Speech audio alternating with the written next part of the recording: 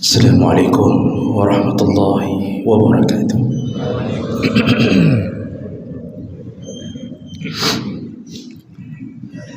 Alhamdulillahi rabbil alamin.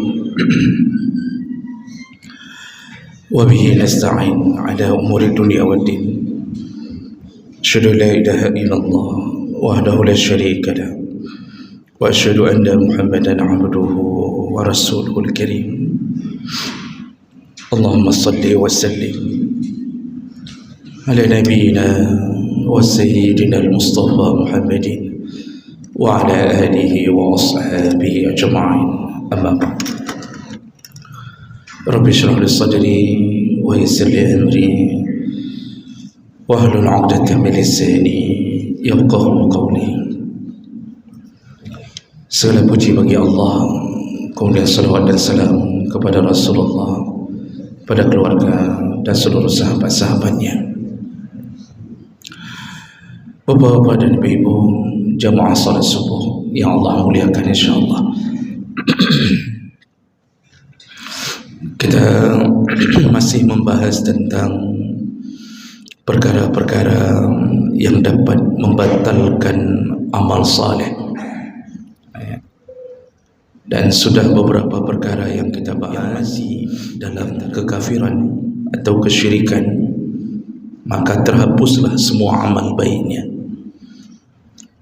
Kemudian orang-orang yang memamerkan amalnya, ar-riya, lalu orang-orang yang mengungkit-ungkit amal kebaikannya, dan yang terakhir kita bahas juga orang-orang yang mendustakan takdir, tidak menerima takdir Allah Subhanahu wa taala. Dia bersuzon kepada Allah Subhanahu wa taala. Dan yang terakhir kita bahas itu orang-orang yang tidak salat asar atau sengaja meninggalkan salat asar. Barang siapa yang meninggalkan salat asar, maka Allah hapuskan semua kebaikannya. Namun para ulama mengatakan bisa jadi yang dimaksud semua amal saleh, bisa jadi yang dimaksud adalah amal di hari itu dihapuskan oleh Allah Subhanahu wa taala. Dan inilah kerugian terbesar yang kita alami ketika setelah berbuat dan berharap surga ternyata tidak sesuai dengan harapan. Pahala dihapus, surga tidak dapat. Inilah serugi-ruginya manusia di hadapan Allah Subhanahu wa taala. Bapak Ibu yang Allah muliakan, kita sambung berikutnya yang bisa menyebabkan terbatalnya amal, yaitu ketika kita dengan sengaja melawan, menentang dan tidak taat pada Nabi sallallahu alaihi wasallam. Dan ini terindikasi dari ayat Allah Subhanahu wa taala, surat Al-Hujurat ayat 2, kata Allah Subhanahu wa taala, ya ayyuhalladzina amanu, wahai orang-orang yang beriman, kata Allah, la tarfa'u aswatakum fawqa sautin nabi, janganlah engkau angkat suaramu di atas suara Nabi sallallahu alaihi wasallam, wala tajharu lahu bil qaul ka jahri ba'dikum ba'dha, dan jangan engkau mengeraskan pembicaraanmu ketika engkau berbicara sesamamu di depan Nabi sallallahu alaihi wasallam. Apa yang terjadi, kata Allah, kalau engkau melakukan itu? Antahbata a'malukum wa antum la tash'urun. Allah bisa hilangkan, hapuskan semua amal-amal saleh kalian dalam keadaan kalian tidak merasakannya. Kalian tidak tahu itu dalam ancaman Allah bagi mereka yang mengangkat suara, membentak, menghardik, atau menyombongkan diri di hadapan Nabi sallallahu alaihi wasallam. Bapak Ibu yang Allah muliakan, Ada satu kaedah dalam usul fiqh juga sering dipakai dalam tafsir, al-ibrah bi umumil lafaz la bi khususis sabab. Sebuah ungkapan itu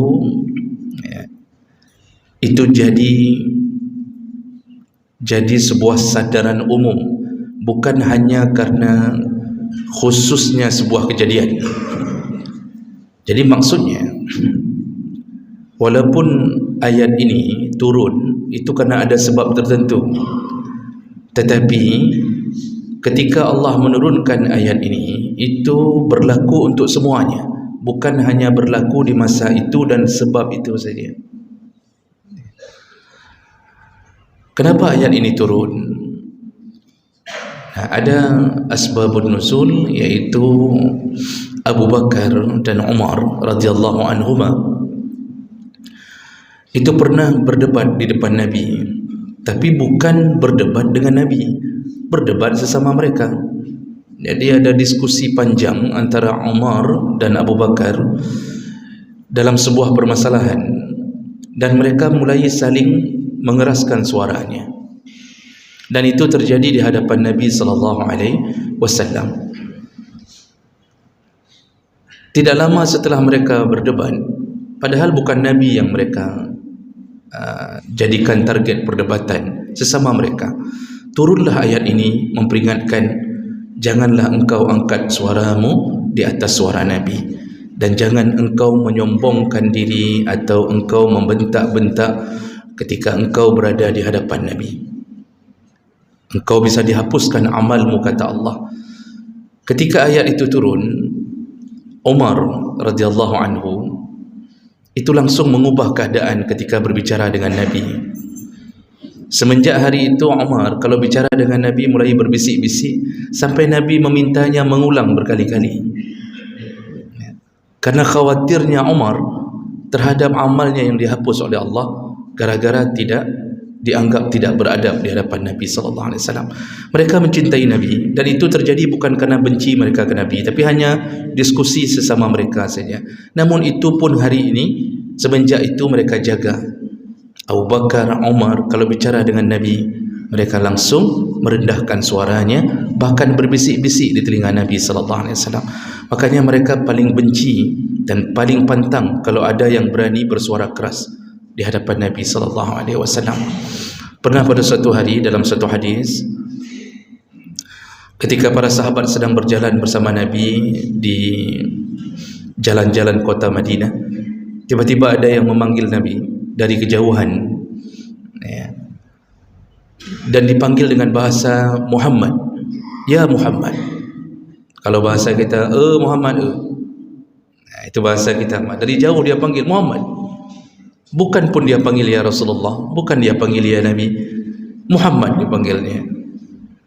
Dan dia bersegera turun mendekat ke Nabi. Sahabat begitu mendengar kalimat itu keluar dari seseorang memanggil Nabi dengan Muhammad dengan suara keras, kasar, sahabat langsung menghunus pedangnya. Dan dia ketika mendekat dengan Nabi pun dia masih berbicara dengan kasar, sehingga sahabat menghunus pedang mereka. Lalu mereka minta izin, ya Rasulullah, izinkan kami memenggal kepala orang ini. Kata Rasulullah, tunggu, jangan. Dan ternyata orang ini adalah orang Badui. Orang Badui itu Badawi, itu orang yang tinggal di Badiah, yaitu di pinggiran-pinggiran gunung. Jadi mereka ini memang dikenal dengan orang yang kasar. Maka orang Badui itu kalau bicaranya tegas, lantang, agak sedikit kasar, itu orang Badui. Sampai sekarang pun masih ada orang-orang Badui yang tinggal kadang-kadang di samping-samping gunung, samping-samping laut, bineh-bineh laut, bergahabang, kram-krum. Kram-krum itu tidak ada bahasa Indonesianya, itu bahasa istimewa. Ada yang model begitu, hana peduli pedengku pun ulama punya dekat saja. Itu ada yang model Badui dulu ada. Lalu kemudian dia mengatakan, bukankah engkau yang bernama Muhammad? Nabi mengatakan, benar. Tahukah engkau? Lalu dia mendekat. Ini sahabat dah siap-siap ni, kalau sempat buat sesuatu habis. Sahabat akan membela Nabi sedaya upaya kalau terjadi sesuatu. Lalu kemudian dia mengatakan, Muhammad, demi Allah, aku benar-benar mencintaimu. Itu keluar kalimatnya, Pak. Dalam hadis disebutkan, setelah dia berbicara kasar, begitu mendekat, dia mengatakan, Muhammad, ketahuilah, aku benar-benar mencintaimu. Aku ingin terus bersamamu. Terus dia keluarkan kalimat puji-pujian kepada Nabi, lalu dia kemudian merangkul Nabi dan memeluk Nabi SAW.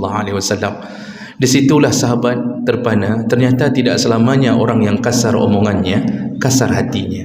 Kadang-kadang omongan kasar itu terdidik dari lingkungan. Ya. Jadi hana mandu murung yang bergaba keke itu orang yang kasar, mulutnya kasar tapi belum tentu hatinya.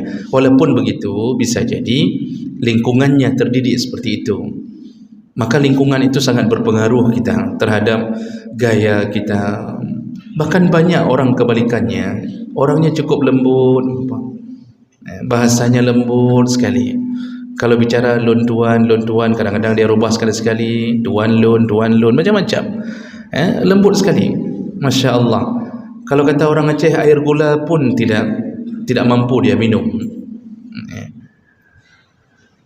Tapi hatinya busuk sekali. Makanya Allah Subhanahu Wa Taala itu mewanti-wanti terhadap orang yang begini.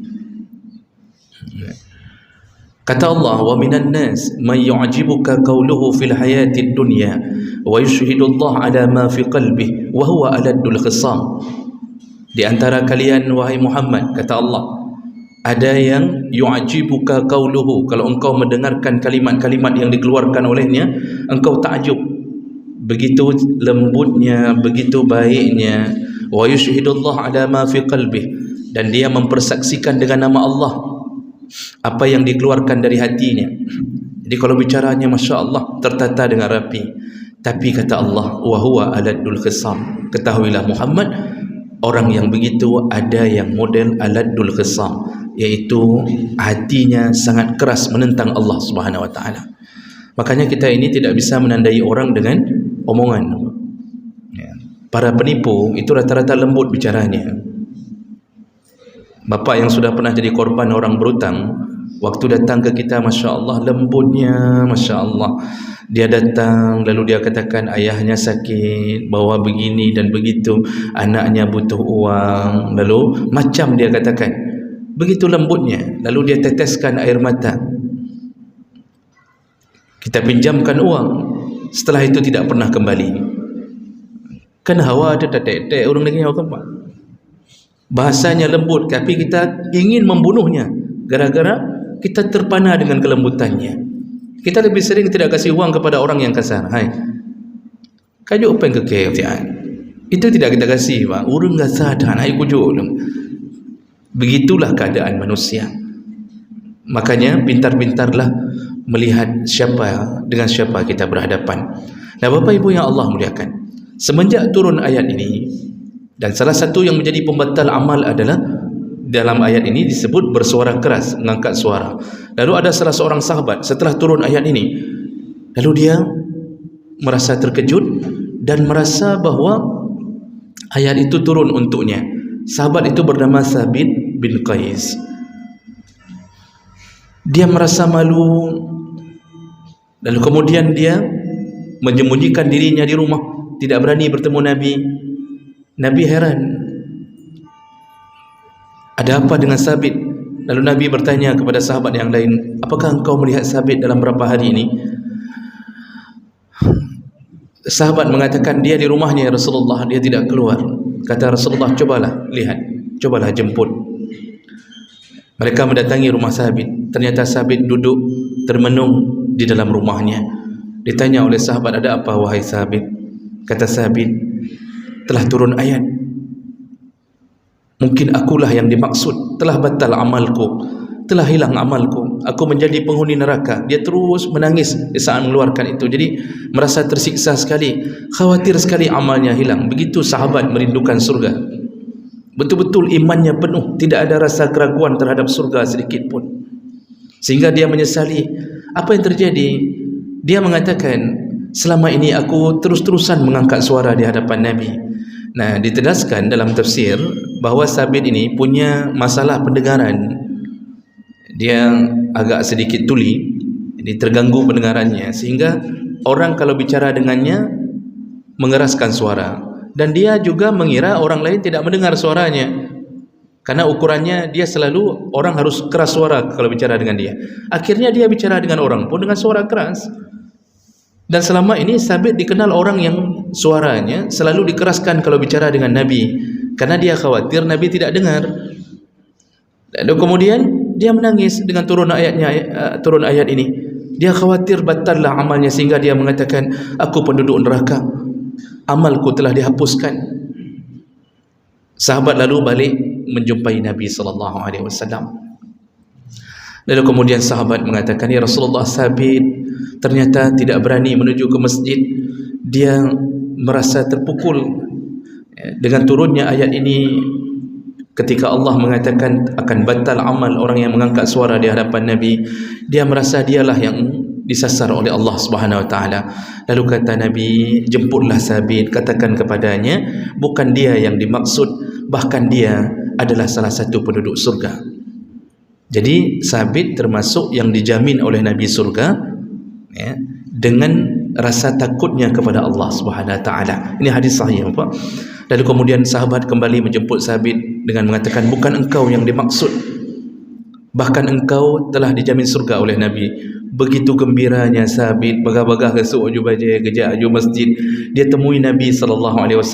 Begitulah keadaan hidupnya para sahabat mencintai Nabi dan mencintai Allah Subhanahu Wa Taala.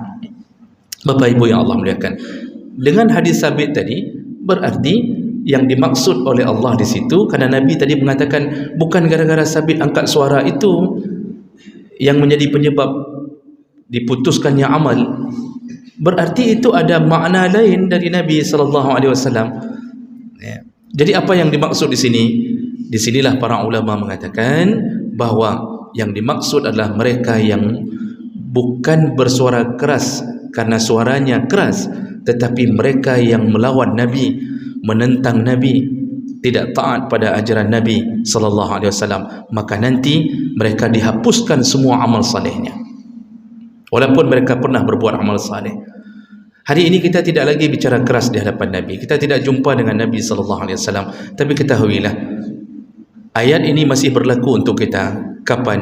Ketika kita mulai meremehkan hadis-hadis Nabi, kita remehkan perintah Nabi, kita langgar semua yang Nabi larang, kita lecehkan, kita tidak anggap.